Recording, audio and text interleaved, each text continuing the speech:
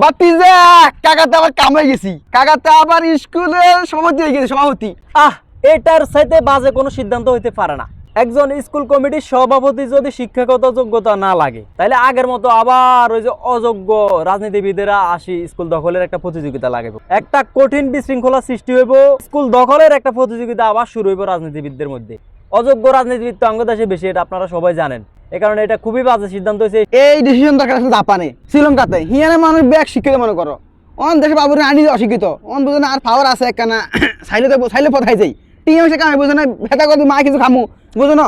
আরেন মিয়া, এই যে দেখেন আমগো দেশের বেশিরভাগই নেতারা হচ্ছে সমাজের উচ্চপদস্থ ক্ষমতাবান হেডমালা লোক হচ্ছে অশিক্ষিত।